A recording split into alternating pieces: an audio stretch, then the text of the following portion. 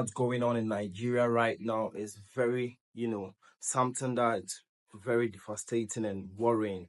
Why is it that people of Nigeria are going through this crisis? Why are they going through this discrimination? Why are they not seeing things about this? This is insecurity. Yes, Peter Obi has a whole lot of questions for Tinubu because he doesn't understand why the president of Nigeria can be tracked anywhere, everywhere, anytime. In fact, they can track him all the time. And they don't understand why they can't even track criminals that even use telephones for communication. He doesn't understand. So he thinks this is insecurity.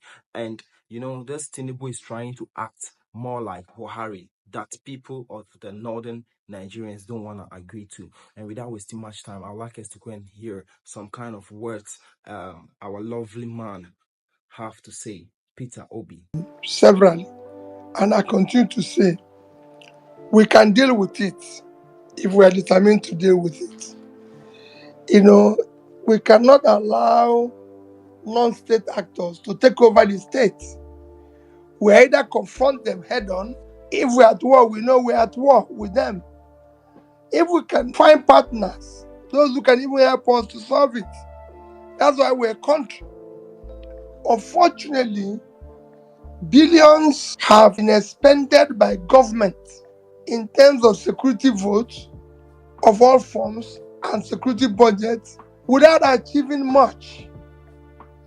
And then people have paid billions of ransoms without achieving much.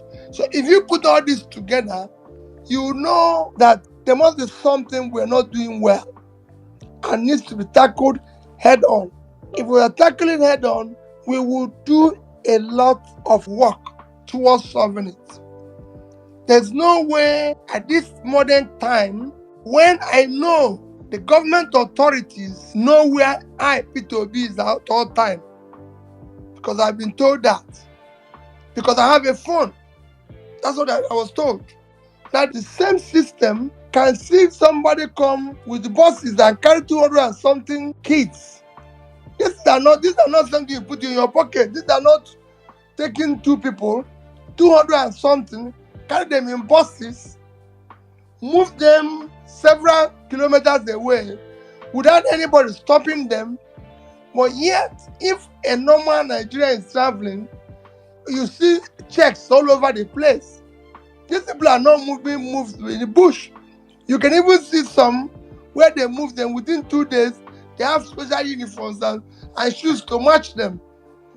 And they are phoning and asking for ransom and no tracking system at this time and age. Something is happening and nobody knows. Same thing I keep saying about issue of oil theft. These are not things you put in your pocket. So this kidnapping, this organized criminality needs to be dismantled the same way we're talking about dismantling the criminality in Nigeria as a whole. It's not happening anywhere. Even in West African sub-region, not in Africa, it's only in Nigeria. And it cannot be stopped. Something is definitely not adding up. And we need to deal with it. And that is where I'm concerned that we started this journey preaching for a new Nigeria where things can be done differently.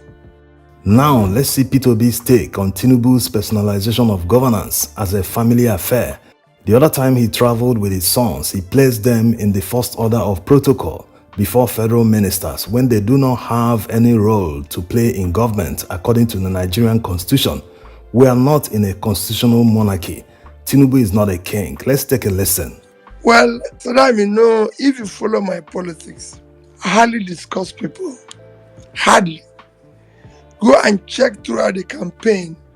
You see where even some other presidential candidates, I don't want to call name, took it that their job is to call me name every day. They are not even campaigning. Is calling me name. I never one day mentioned their name. I don't call names. You could see where somebody calls my name. That's the only thing it does on Twitter. In fact, there are none two. If I tweet that, oh, my wife did not wake up, slept late today, they will reply me. Their job is just me. I don't, because I don't believe in it. But I can tell you, Saddam, all you mentioned is wrong. It is part of what we need to change today, because we can't go on with such thing. It shouldn't be. This is a country, It is not a family business. And I must be treated with respect and dignity requires. That's where I see it. An appointment should be done based on competence, based on capacity and everything, and shouldn't be seen to reflect things you mentioned.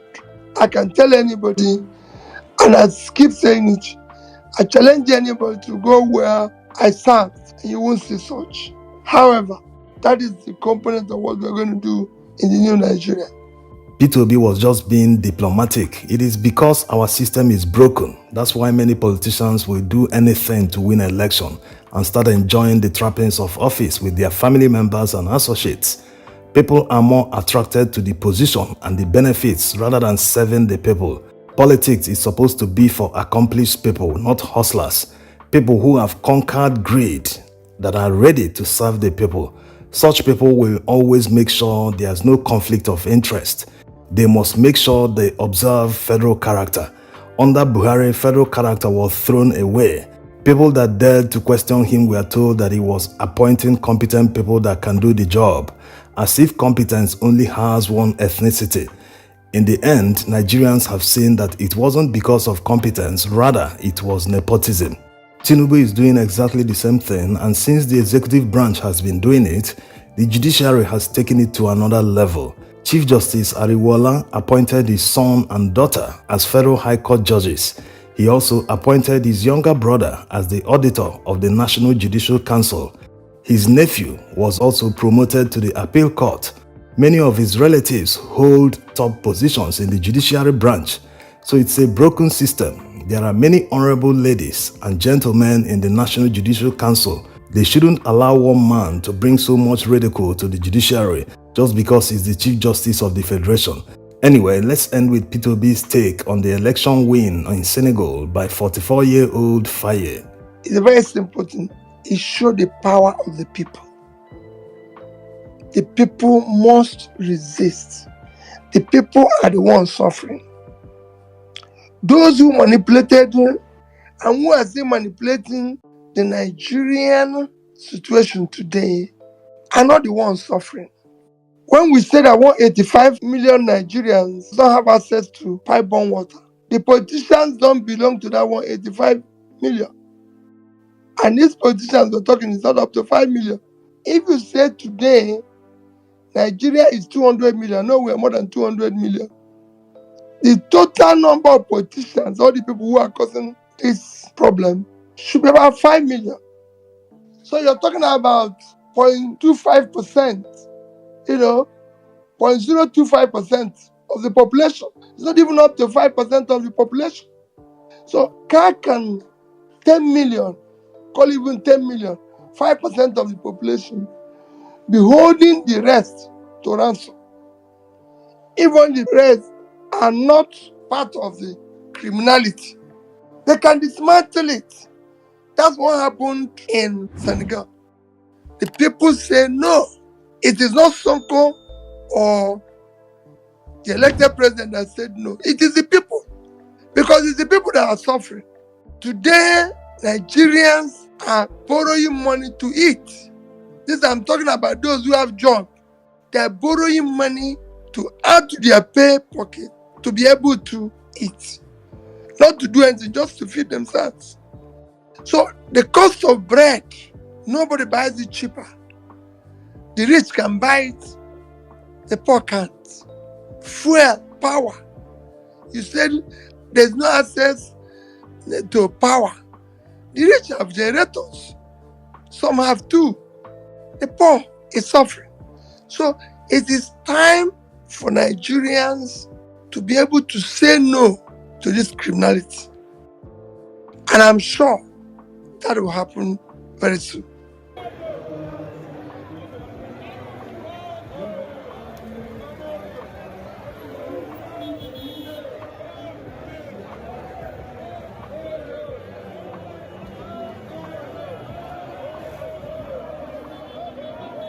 Yeah, guys, we all heard what Peter Obi said. He could speak out of his heart. You could feel how he feels for the youth of Nigeria. He's really willing to support this youth of Nigeria. Yes, and I really support him a lot. People, I hope you enjoyed this video. Hope to see you in my next video. Goodbye.